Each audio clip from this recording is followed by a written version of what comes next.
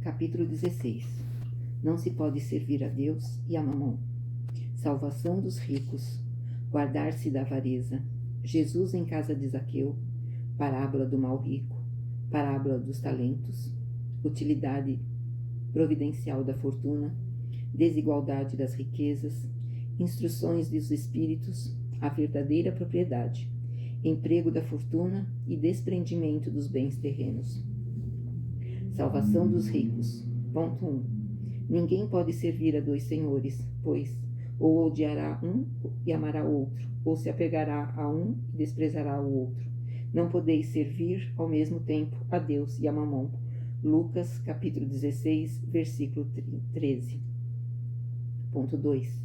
Então um jovem aproximou-se dele e lhe disse: Bom mestre, o que é preciso que eu faça para adquirir a vida eterna? Jesus lhe respondeu: Por que me chamais bom? Só Deus é bom. Se quereis entrar na vida eterna, guardai os mandamentos. Quais mandamentos? Disse-lhe o jovem. Jesus lhe respondeu: Não matarás, não cometerás adultério, não roubarás, não darás falso testemunho, honra teu pai e tua mãe e ama o próximo como a ti mesmo. O jovem lhe respondeu: Tudo isso tenho guardado. O que ainda me falta? Jesus lhe disse: Se queres ser perfeito, vai, vende o que tens e dá aos pobres, e tereis um tesouro no céu. Depois, vem e me segue. O jovem, ouvindo essas palavras, foi-se muito triste, porque tinha muitos bens. E Jesus disse a seus discípulos: Em verdade vos digo que é bem difícil um rico entrar no reino dos céus. E vos digo ainda, é mais fácil um camelo passar pelo buraco de uma agulha do que um rico entrar no reino dos céus. Mateus, capítulo 19, versículos 16 a 24. Lucas, capítulo 18, versículos 18 a 25. Marcos, capítulo 10, versículos 17 a 25. Guardar-se da avareza. Ponto 3.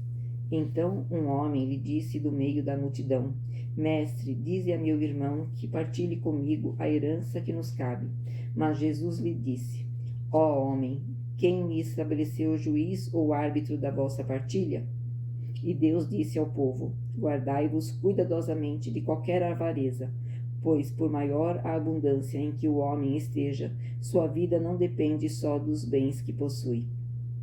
Em seguida, contou-lhes esta parábola. Havia um homem rico cujas terras produziram extraordinariamente.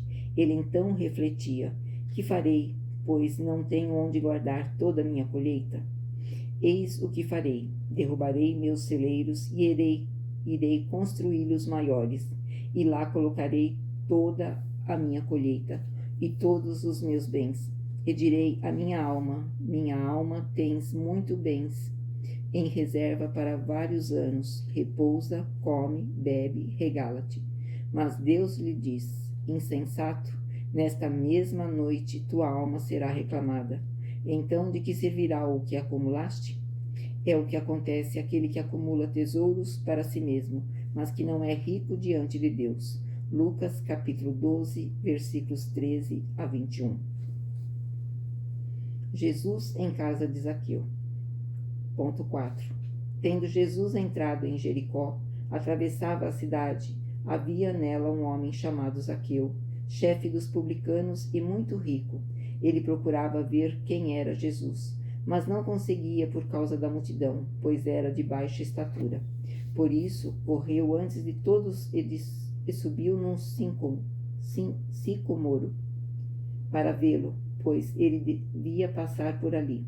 Chegando Jesus àquele lugar, levantou os olhos e, vendo, disse-lhe: Zaqueu, desce depressa, pois hoje preciso ficar em tua casa.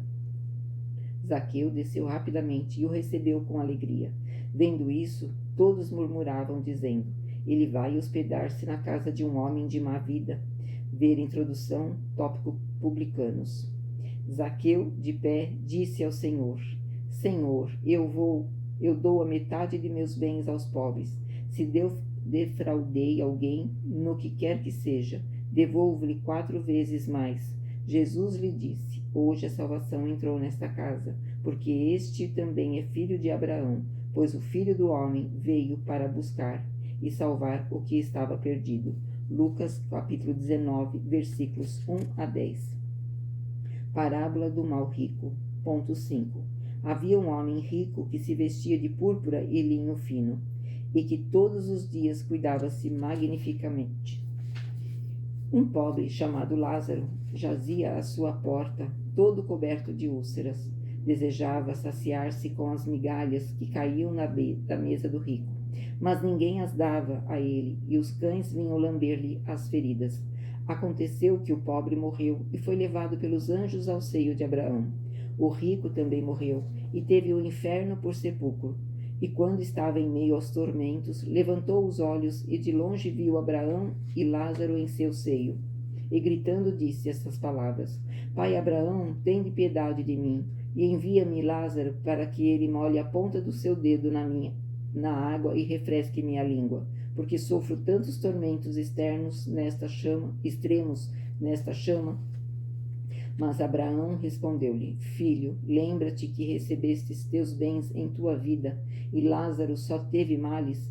É por isso que agora ele está na consolação, e vós nos tormentos. Além disso, há para sempre um grande abismo entre nós e vós, de modo que aqueles que quiserem passar daqui para junto de vós não podem, assim como daí não podem atravessar para junto de nós. O rico replicou: Então eu te suplico, pai Abraão, que o envie à casa de meu pai, onde tenho 5 irmãos, para que eles lhes testemunhem sobre essas coisas, por temer que também eles venham a este lugar de tormentos. Abraão lhe respondeu: Eles têm Moisés e os profetas, que os ouçam. Não, pai Abraão, disse ele, se alguém dentre os mortos for ao seu encontro, eles se arrependerão.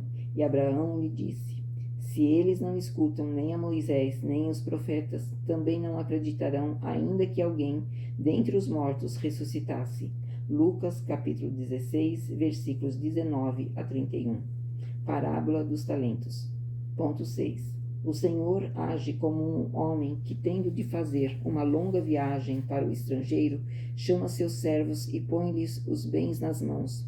E tendo dado 5 talentos a um, 2 a outro, um a outro, segundo a diferente capacidade de cada um, e partiu.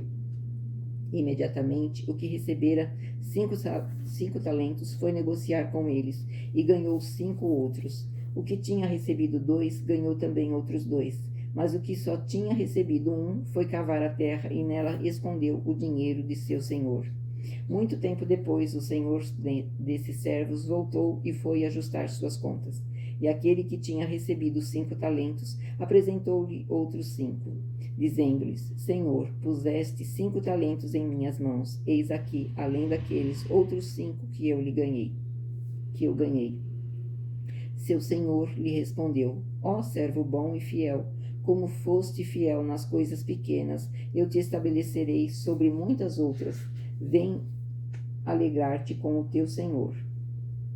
Aquele que tinha recebido 2 talentos logo veio apresentar-se a ele. Ele lhe disse: Senhor, pusestes 2 talentos em minhas mãos, eis aqui, além destes, outros 2 que eu ganhei. Seu senhor respondeu-lhe: Ó servo bom e fiel, como foste fiel nas coisas pequenas, eu te estabelecerei sobre muitas outras. Vem alegrar-te com o teu senhor.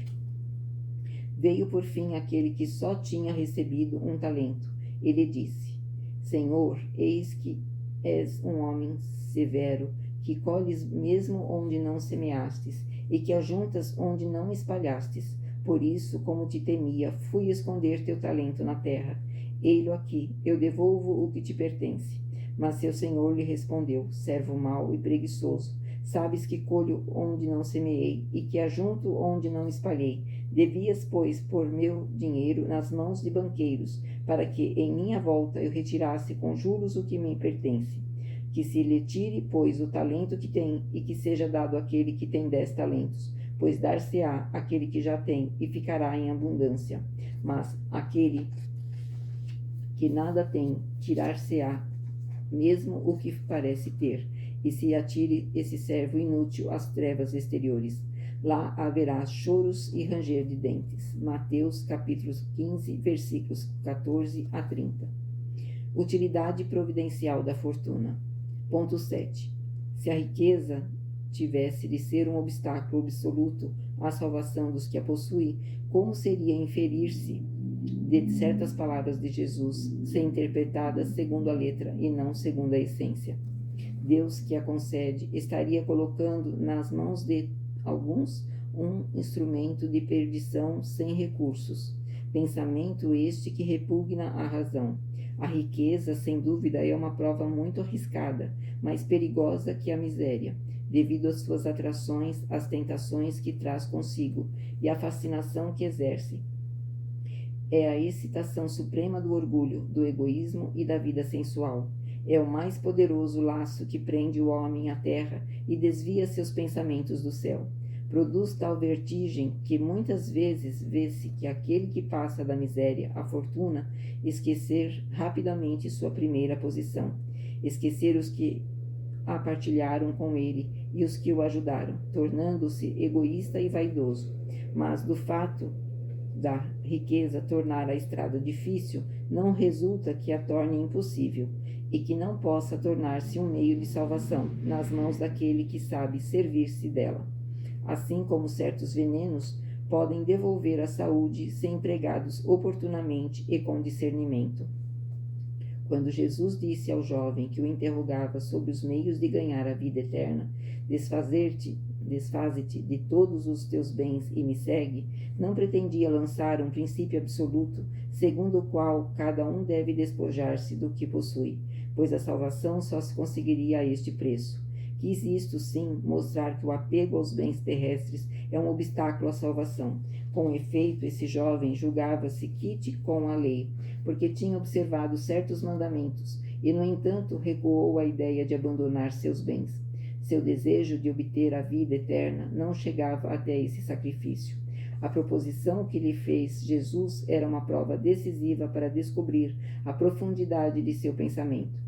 Ele podia, sem dúvida, ser um homem honesto e perfeito perante o mundo, não fazer mal a ninguém, não maldizer seu próximo, não ser vaidoso nem orgulhoso, honrar seu pai e sua mãe. No entanto, não possuía verdadeira caridade, pois sua virtude não chegava até a abnegação. Eis o que Jesus quis demonstrar, uma aplicação do princípio: fora da caridade não há salvação. A consequência de suas palavras, se tomadas na acepção rigorosa, seria a abolição da fortuna, por ser prejudicial à felicidade futura e fonte de muitos males na terra. Seria, além disso, a condenação do trabalho que pôde proporcioná-la, consequência absurda que levaria o homem à vida selvagem. E por isso mesmo estaria em contradição com a lei do progresso, que também é uma lei de Deus. Se a riqueza é a fonte de muitos males, se ela excita tantas más paixões, se até chega a provocar tantos crimes, é preciso atribuir isso não à coisa em si, mas ao homem que dela abusa, como abusa de todos os dons de Deus. Pelo abuso, ele torna pernicioso o que mais lhe poderia ser útil. É a consequência do estado de inferioridade do mundo terrestre. Se a riqueza não pudesse produzir senão o mal, Deus não a teria posto sobre a terra. Cabe ao homem extrair o bem dela. Se a riqueza não é um elemento direto de progresso moral, é incontestavelmente um poderoso elemento de progresso intelectual. Com efeito, o homem tem como missão trabalhar para o aprimoramento material do globo. Ele deve desbravá-lo, saneá-lo, dispô-lo de modo a um dia receber toda a população que sua extensão comporta. Para nutrir essa população, que cresce sem cessar, é preciso aumentar a produção. Se a produção de uma região é insuficiente, é preciso ir buscá-la fora. Por isso mesmo, as relações de povo com povo tornam-se uma necessidade. Para torná-las mais fáceis, é preciso destruir os obstáculos materiais que os separam, tornando as comunicações mais rápidas. Para trabalhos que são obra de séculos, o homem teve de ir buscar materiais até nas entranhas da terra. Procurou na ciência os meios de executá-los mais segura e rapidamente. Mas para realizá-los é preciso recursos. A necessidade fez-lhe criar a riqueza, como ela lhe fez descobrir a ciência. A atividade que se faz necessária devido a esses mesmos trabalhos cresce e desenvolve a inteligência do homem. Essa inteligência que inicialmente ele concentra na satisfação das necessidades materiais, mais tarde irá ajudá-lo a compreender as grandes verdades morais. Sendo a riqueza o primeiro meio de execução, sem ela não haveria mais grandes trabalhos, nem atividade, estímulo ou pesquisas. Portanto, é com razão que se considera a riqueza um elemento de progresso. Desigualdade das riquezas. Ponto 8. Se só for considerada a vida atual, é em vão que se procura resolver problemas como a desigualdade das riquezas. A primeira questão que se apresenta é esta: porque todos os homens não são igualmente ricos? Não o são por uma razão muito simples. Eles não são igualmente inteligentes, ativos e laboriosos para adquirir, sóbrios e previdentes para conservar. Além disso, é matematicamente demonstrado que a fortuna igualmente repartida daria a cada um uma parte mínima e insuficiente. Imaginando-se essa repartição feita, o equilíbrio seria rompido em pouco tempo, devido à diversidade de caracteres e atitudes. Imaginando-a possível e durável, cada um tendo apenas do que viver. Isso seria o aniquilamento de todos os grandes trabalhos que ajudam no progresso e no bem-estar da humanidade. Imaginando-se que ela desse a cada um o necessário, não mais existiria o estímulo que impede as grandes descobertas e aos empreendimentos úteis.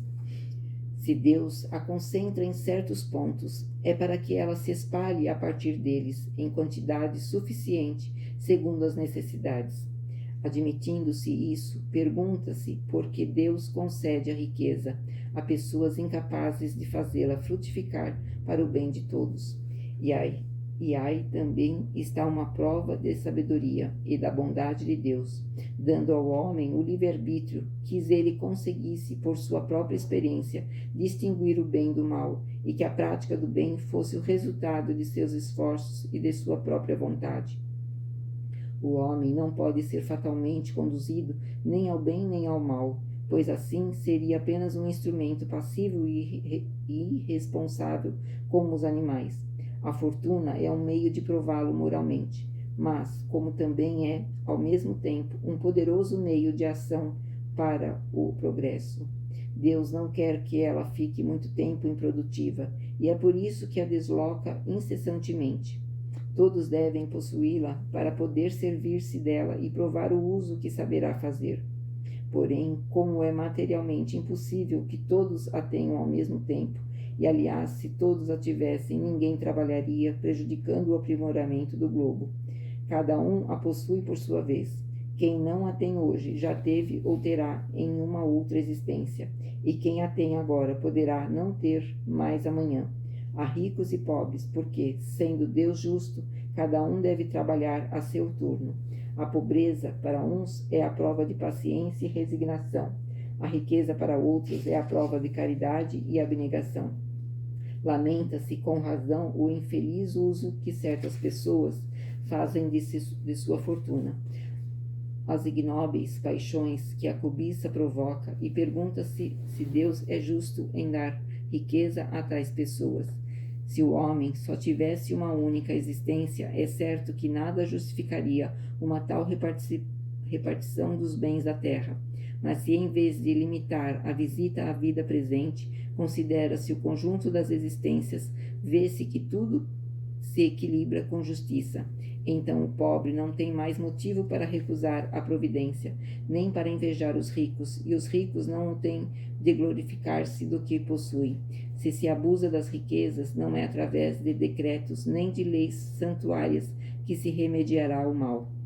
As leis podem mudar momentaneamente o exterior, mas elas não podem mudar o coração. E é por isso que só têm uma duração temporária e sempre vêm seguidas de uma reação mais desenfreada. A fonte do mal está no egoísmo e no orgulho. Os abusos de toda a natureza cessarão por si mesmos quando os homens moldarem suas relações pela lei da caridade. Instruções dos Espíritos. A verdadeira propriedade. Ponto 9. O homem não possui de seu senão aquilo que pode levar deste mundo.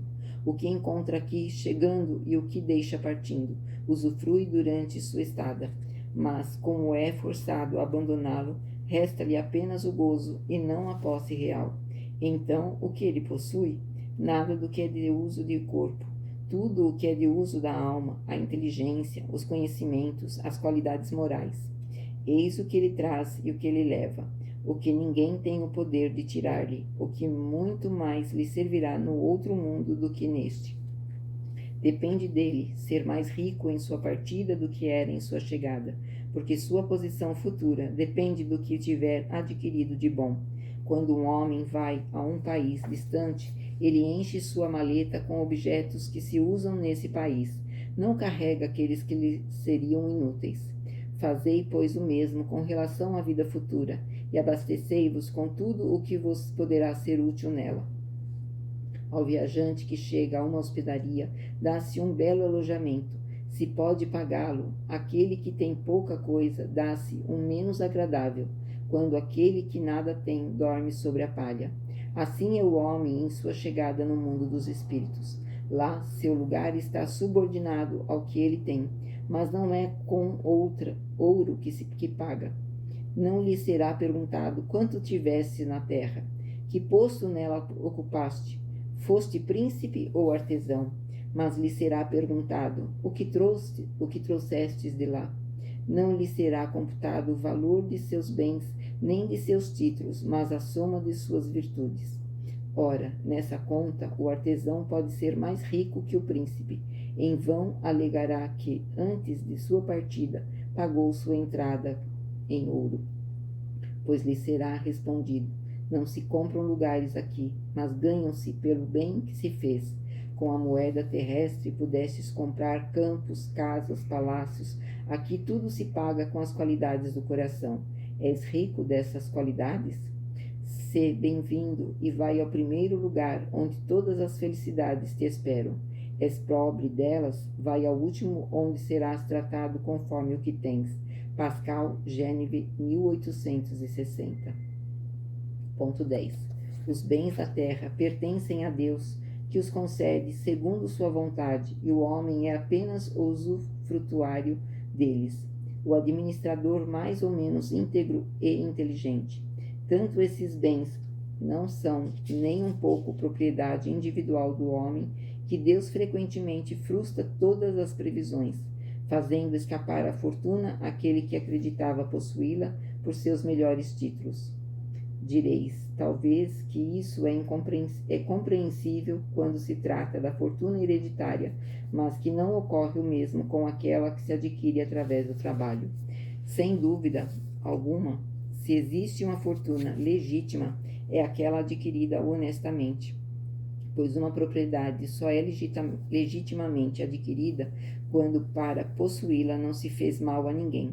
Será pedido conta do dinheiro adquirido em prejuízo de outro.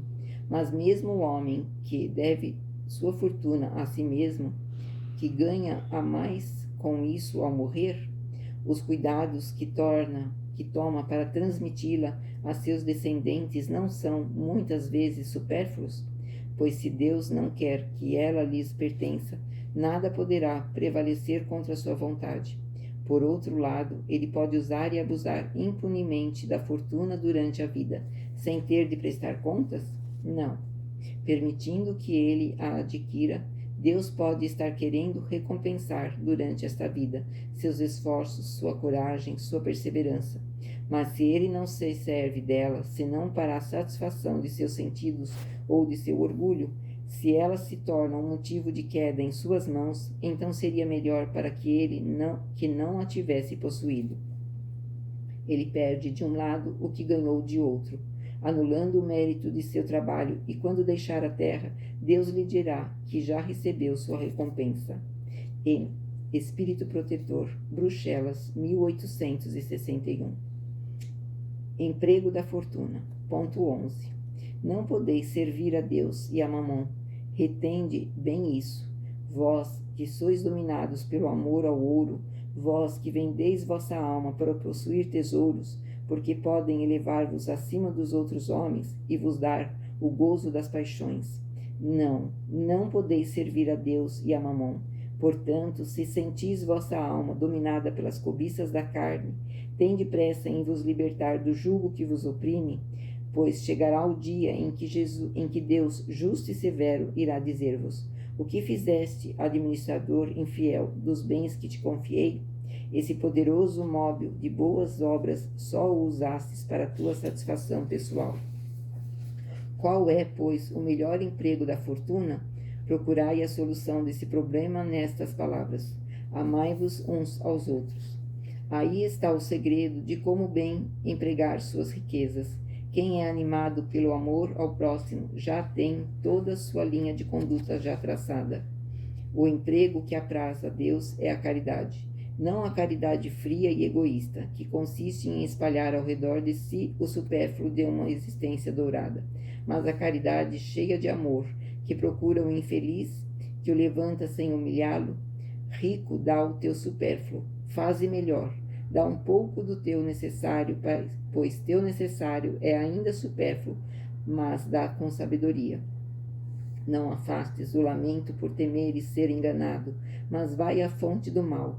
Alivia primeiro, informa-te em seguida, e vê se o trabalho, os conselhos, o próprio afeto não serão mais eficazes que tua esmola.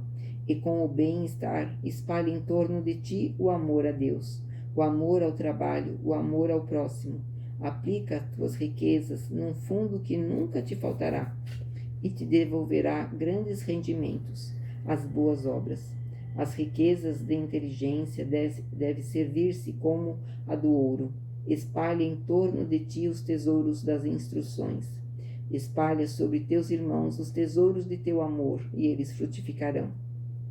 Cheverus Bordeaux, 1861. Ponto 12. Quando considero a brevidade da vida, vossa incessante preocupação com o bem-estar material afeta-me dolorosamente, pois ao mesmo tempo atribuís muito pouca importância e só consagrais pouco ou nenhum tempo a vosso aperfeiçoamento moral, que é o que deve contar a vosso favor para a eternidade. Julgar-se-ia haver pela atividade que desenvolveis que está vinculada a ela uma questão do mais alto interesse para a humanidade, quando só se trata frequentemente de alcançar a satisfação de necessidades exageradas e da vaidade, ou de entregar-vos aos excessos. Quantas penas, cuidados, tormentos não infligis a si mesmo? Quantas noites sem sono para aumentar uma fortuna que muitas vezes já é mais que suficiente? Não é raro ver, cúmulo da insensatez, aqueles que, um amor imoderado pela fortuna e pelos gozos que ela proporciona, sujeitaram-se a um trabalho penoso e se gabarem de uma existência de sacrifício e mérito, como se trabalhassem para os outros e não para eles mesmos? Insensatos! Então realmente acreditais que serão levados em conta os cuidados e esforços dos quais o egoísmo, a cupidez ou o orgulho são um móvel, enquanto negligenciais o cuidado com o vosso futuro, assim como os deveres que a solidariedade fraternal impõe aos que gozam vantagens na vida social. Não pensais senão em vosso corpo. Seu bem-estar e seus gozos foram o único objeto de vossa solicitude egoísta. Em favor do corpo que morre, negligenciastes vosso espírito, que viverá sempre. Assim, este Senhor, tão mimado e acariciado, tornou-se vosso tirano. Ele comanda vosso espírito, que foi feito seu escravo. É esse o objetivo da existência que Deus vos concederá? Um espírito protetor. Cracóvia, 1861. Ponto 13. Sendo o homem o depositário, o gerente dos bens que Deus entrega em suas mãos, será cobrado severamente sobre o emprego que tiver feito deles, em virtude de seu livre-arbítrio. O mau emprego consiste em usá-los apenas para a satisfação pessoal. Por outro lado, bom é o emprego sempre que resulta um bem qualquer para o trem. O mérito é proporcional ao sacrifício a quem se impõe. A beneficência é apenas o modo de aplicação da fortuna. Alivia a miséria atual, apazigua a fome, preserva do frio e dá um asilo àquele que não o tem. Mas um dever igualmente imperioso, igualmente meritório, consiste em prevenir a miséria. Está sobretudo nisso a missão das grandes fortunas, no fato de tornarem possível a execução de todo tipo de trabalhos. E mesmo que pudessem tirar disso um proveito legítimo, o bem que fizeram não seria menor, pois o trabalho desenvolve a inteligência e realça a dignidade do homem, sempre satisfeito em poder dizer que ganhou o pão que come, enquanto a esmola humilha e degrada. A fortuna concentrada numa mão deve ser como uma fonte de água viva, que derrama em torno de si a fecundidade e o bem-estar. Ó, vós, ricos, se a empregardes segundo os desígnios do Senhor, vosso coração será o primeiro a matar a sede nessa fonte benfazeja. Tereis nesta vida os inefáveis gozos da alma, em lugar dos gozos materiais do egoísta, que deixam um vazio no coração. Vosso nome será bendito na terra, e quando a deixardes, o soberano Senhor vos dirigirá a palavra da parábola dos talentos. Ó bom e fiel servidor, vem alegrar-te com teu Senhor. Nessa parábola, o servidor que escondeu na terra o dinheiro que lhe fora confiado não é a imagem dos avarentos, nas mãos dos quais a fortuna é improdutiva? No entanto, se Jesus fala principalmente de esmolas, é que naquele tempo e no país onde vivia não se conheciam os trabalhos que as artes e a indústria criaram mais tarde, e nos quais a fortuna por ser empregada de maneira útil para o bem geral. A todos aqueles que podem dar pouco ou muito, eu direi: dá esmola quando isso for necessário, mas tanto quanto possível convertei-a em salário, para que aquele que a receba não se envergonhe dela. Fenelon, Argel, 1860. Desprendimento dos bens terrenos. Ponto 14. Venham, meus amigos e irmãos, trazer meu óbolo para ajudar-vos a marcharem corajosamente no caminho de aprimoramento em que entrastes. Nós devemos uns aos outros, e apenas através de uma união sincera e fraterna entre espíritos e encarnados, a regeneração será possível. Vosso amor pelos bens terrenos é um dos mais fortes entraves ao vosso adiantamento moral e espiritual. Por esse apego à posse, sufocais vossas faculdades amorosas, fazendo que todas se voltem para as coisas materiais. Sede sinceros, a fortuna dá uma felicidade sem mácula, mas quando vossos cofres estão cheios, não há sempre um vazio no coração? No fundo dessa cesta de flores não há sempre um réptil escondido? Compreendo que o homem que ganhou fortuna com um trabalho assíduo e honrado se satisfaça com isso, coisa, aliás, bem justa. Mas há uma distância entre essa satisfação muito natural e que Deus aprova, e o apego que absorve qualquer outro sentimento e paralisa os impulsos do coração. Tão distante quanto está a sórdida avareza da prodigalidade exagerada, dois vícios entre os quais Deus colocou a caridade santa e a salutar virtude, que ensina ao rico oferecer sem ostentação, para que o pobre receba sem humilhação. Venha a fortuna de vossas famílias, ou a ganheis por vosso trabalho. Há uma coisa que nunca deveis esquecer, é que tudo vem de Deus, e tudo a Deus retorna. Nada vos pertence na terra, nem mesmo o vosso pobre corpo. A morte despoja-vos dele, assim como de todos os bens materiais. Sois depositários, não proprietários. Não vos enganeis. Deus vos emprestou e deveis devolver-lhe. Ele vos empresta com a condição de que pelo menos o supérfluo seja revertido àqueles que não têm o necessário. Um de vossos amigos empresta-vos uma soma. Por menos honesto que sejais, tendes o escrúpulo de devolver-lhe, e ficais reconhecidos. Pois bem, eis a posição de todo homem rico. Deus é o amigo celeste que lhe emprestou a riqueza. Só lhe pede o amor e o reconhecimento, mas exige que, por sua vez, o rico dê aos pobres, que são filhos de Deus tanto quanto ele, os bens que Deus vos confiou, e cita uma ardente e louca cobiça em vossos corações.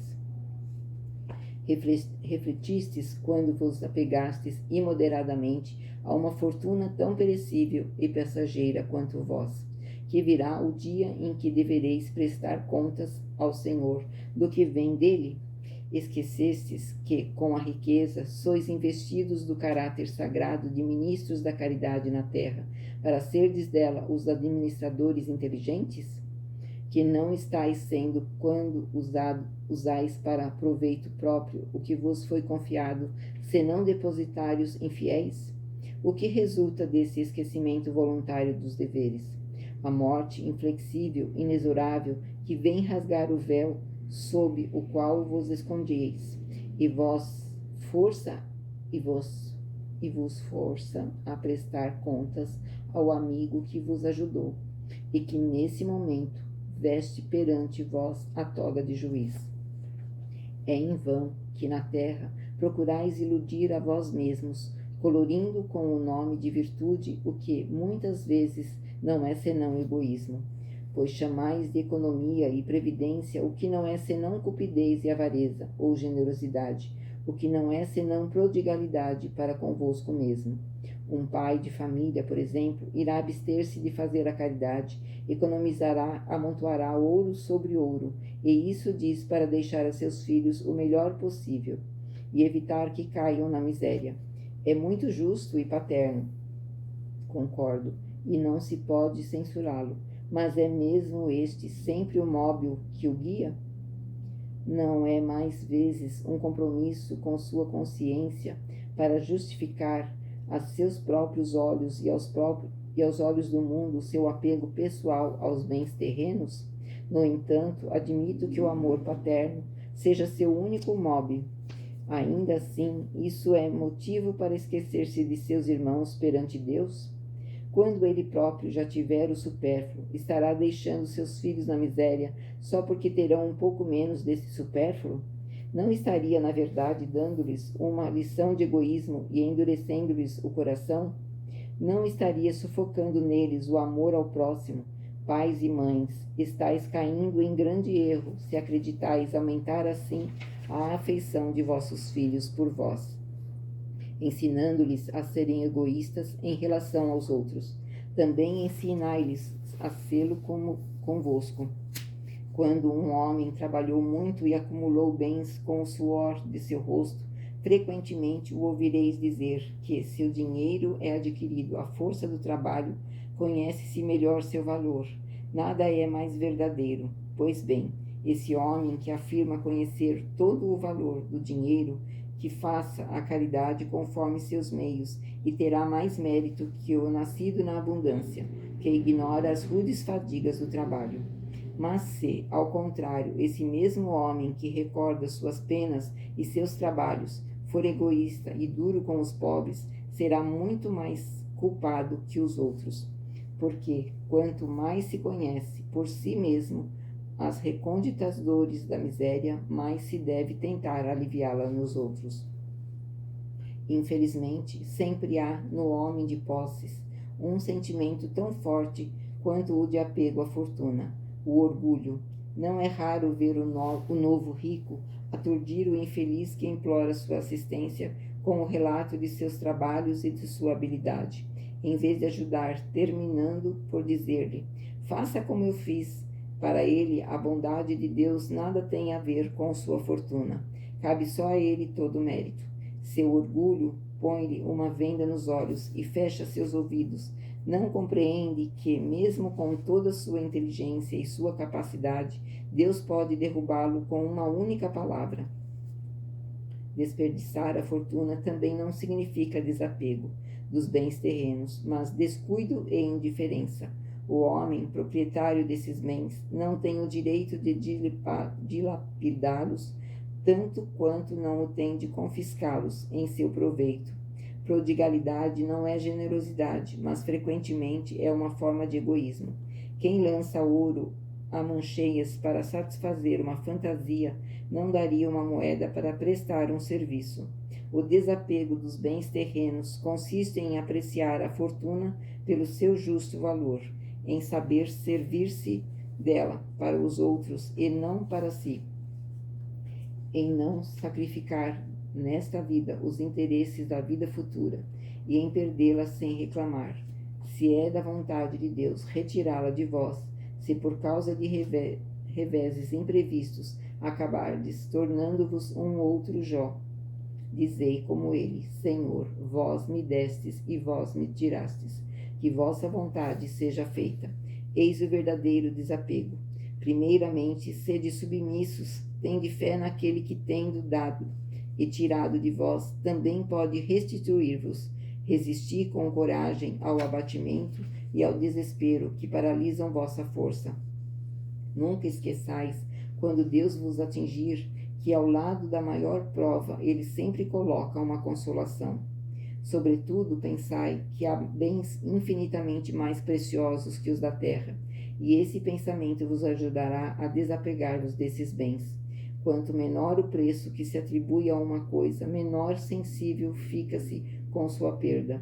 O homem que se apega aos bens da terra é como a criança, que só vê o momento presente. Aquele que não se atém a esses bens é como o adulto que vê as coisas mais importantes, pois compreende essas proféticas palavras do Salvador: meu reino não é deste mundo. O Senhor não ordena que se despoje de tudo o que se possui, para reduzir-se de uma mendicidade voluntária, porque assim o homem estaria se tornando uma carga para a sociedade. Agir dessa forma seria compreender mal o princípio do desapego aos bens terrenos. É um egoísmo de outra espécie, pois é livrar-se da responsabilidade que a fortuna faz pesar sobre quem a possui. Deus a dá a quem parece capaz de geri-la em proveito de todos. Portanto, o rico tem uma missão, que ele pode tornar bela e proveitosa para si. Rejeitar a fortuna quando Deus a dá é renunciar ao benefício do bem que se pode fazer. Se ela for administrada com sabedoria, saber viver quando não a tem, saber empregá-la de maneira útil quando a tem, saber sacrificá-la quando é necessário, tudo isso é agir conforme os desígnios do Senhor. Aquele que recebe o que no mundo chamam de uma boa fortuna, diga a si mesmo: meu Deus, enviaste-me num novo encargo, dá-me a força de cumpri-lo segundo tua santa vontade. Eis aí, meus amigos, o que eu pretendia ensinar-vos como sendo o desapego aos bens terrenos. Resumirei o que quero que saibais, dizendo-vos: sabei contentar-vos com pouco. Se sois pobres, não invejeis os ricos, pois a fortuna não é necessária à felicidade. Se sois ricos, não esqueçais que esses bens vos foram confiados e que tereis de justificar o emprego deles, como uma prestação de contas de tutela. Não sejais administradores infiéis, fazendo-as servir à satisfação de vosso orgulho e vossa sensualidade. Não vos julgueis no direito de dispor exclusivamente em vosso favor daquilo que não é senão um empréstimo e não uma doação. Se não sabeis restituí-lo, não tendes mais o direito de pedir. E recordai que aquele que dá aos pobres quita-se da dívida que contraiu com Deus. Lacordaire Constantini, 1863. Ponto 15. O princípio segundo o qual o homem não é senão o depositário da fortuna que Deus lhe permite gozar durante sua vida, tira-lhe o direito de transmiti-la a seus descendentes? O homem certamente pode, após sua morte, transmitir o que usufruiu durante a vida, porque o efeito desse direito sempre é subordinado à vontade de Deus, que pode, quando quiser, impedir os descendentes de usufruí-lo. É por isso que se vêem desabar fortunas que pareciam solidamente estabelecidas. Portanto, a vontade do homem é impotente para conservar a fortuna em sua descendência. o que não lhe tira o direito de transmitir o empréstimo que recebeu, já que Deus lhe tirará quando julgar a propósito. São Luís, Paris, 1860. Explicatória. É mais fácil um camelo passar pelo buraco de uma agulha do que um rico entrar nos reinos dos céus. Explicação. Essa figura usada pode parecer um pouco forçada, porque não se enxerga que relação existe entre um camelo e uma agulha. Isso acontece porque, em hebraico, a mesma palavra era usada para o cabo e camelo. Na tradução, foi-lhe dada esta última acepção. É provável que a primeira estivesse no pensamento de Jesus, ao menos é a mais natural.